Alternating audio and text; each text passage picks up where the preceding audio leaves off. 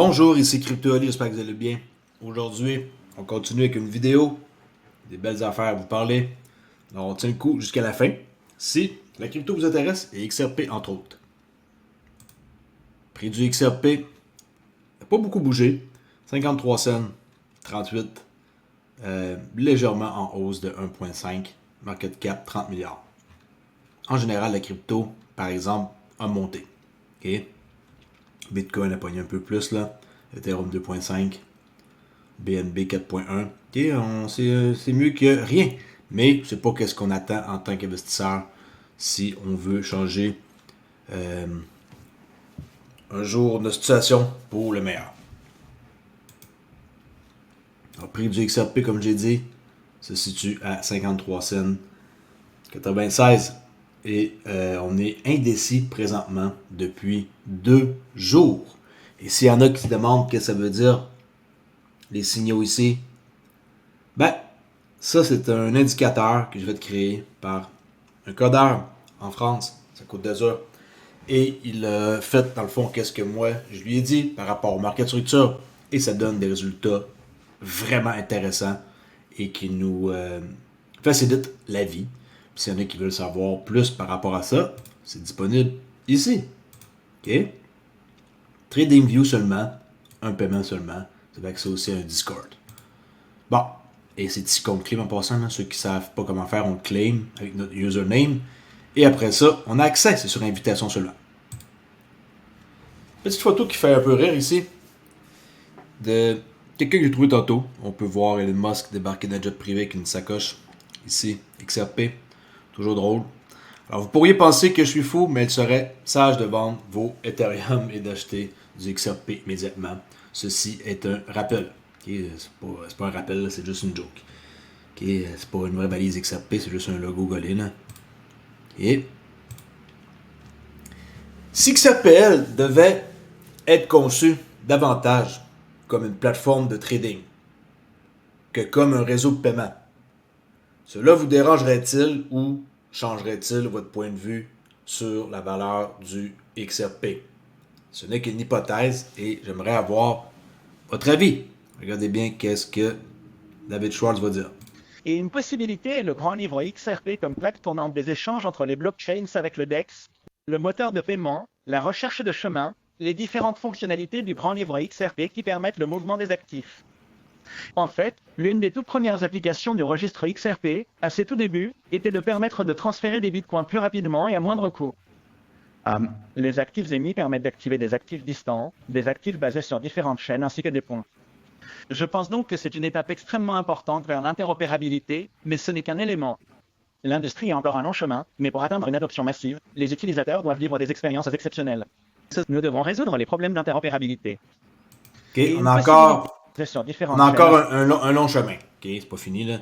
Fait que la tokenisation des actifs, la XRP, le token, qui est Crypto Native Token, et qui pourrait servir stablecoin, le Real World Asset, LWA, ça pourrait être un hub. En tout cas, intéressant qu'est-ce qu'il dit. Hein? Puis comme il a dit il y a longtemps, ça servait pour faire des transactions de Bitcoin, le XRPL. Okay? On peut transiger Bitcoin sur le XRPL.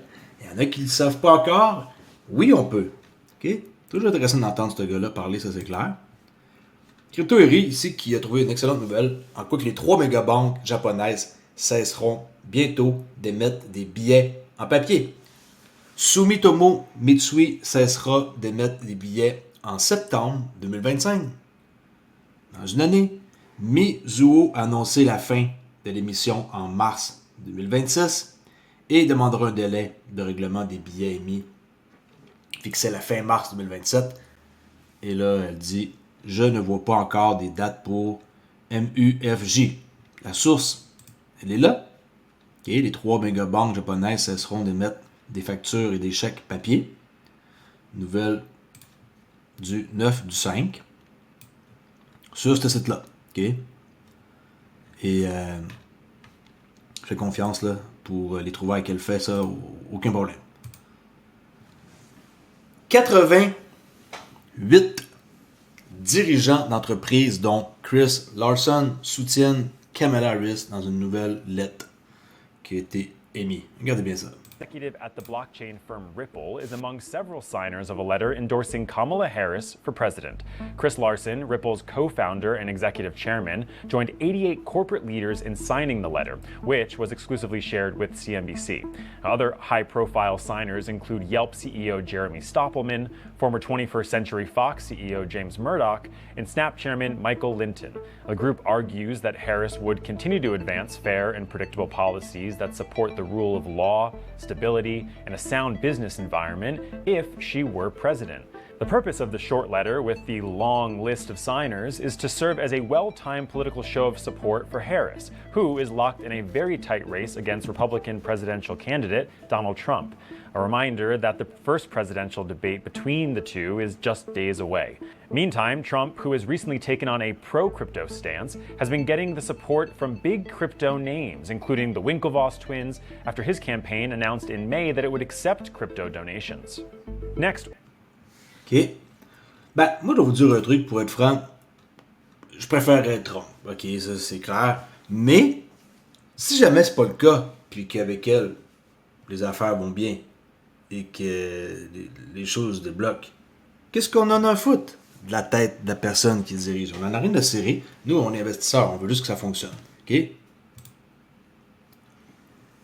Bon, ça, c'est une entrevue, un montage, plutôt, que quelqu'un a fait. Monsieur Hubert. J'ai essayé de le mettre en français. J'ai pas été capable. On va voir si peut-être que le lien qui est ici, ça va me permettre de le voir. La notification, ça serait vraiment cool. Non, malheureusement. Dommage, parce que ça a été vraiment nice. Je vais vous montrer quelque chose qui est cool avec Inman, qu'on parle plus, hein, et Joseph Lubin. Un montage. Restez à l'écoute, ça vaut vraiment la peine. C'est vraiment comique. Regardez bien ça. Même si je vous dis ça, vous allez pas comprendre. Hein. C'est d'écouter les vidéos. Mais tu sais, qu'est-ce que, mettons, il faut comprendre, c'est que il y avait un third party, mais ils font semblant qu'il n'y en avait pas. Et là, Joseph Lubin, il est un peu comme le third party. Vous devinez c'est qui? Regardez bien ça. When we look at Bitcoin or if we look at Ether and the highly decentralized nature of the networks, we don't see a third-party promoter where applying the disclosure regime would make a lot of sense. So we're comfortable in some sort of viewing these as items that don't have to be regulated as securities. What do you think is going to happen to Ripple with this new ruling? Alors, qu'est-ce qui va arriver à Ripple avec cette nouvelle façon qui est de faire le nouveau ruling? I don't know the answer to that. I wasn't able to read through.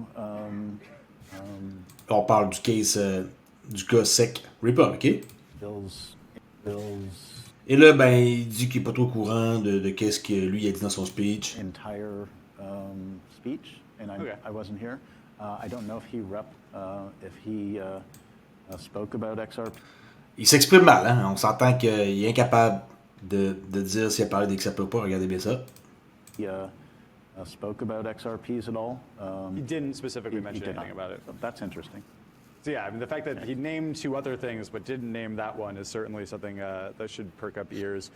We don't see a third-party promoter. And now we have this new concept, ultrasound money, where a diminishing amount of Ether is now being staked in the protocol, staked in DeFi protocols, burned in transactions, and all that against a backdrop of exponentially increasing fundamental activity on the network. And so this is not financial advice, but sounds like demand is going to exceed supply. We don't see a third-party promoter. We've done a very good job of upgrading the protocol. C'est simple. Ils ont fait la promotion et ils ont fait des trucs pour avoir du monde, hein, qui ont investi chez eux. Puis, c'est comme si ils voudraient que ça reste caché.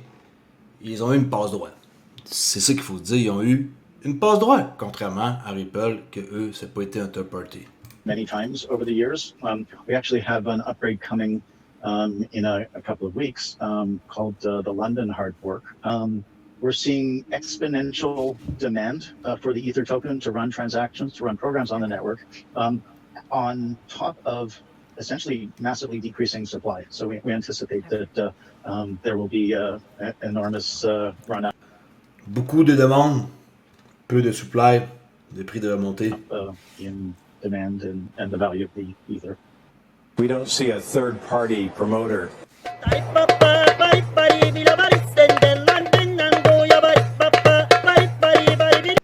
En tout cas, la communauté XRP est unique.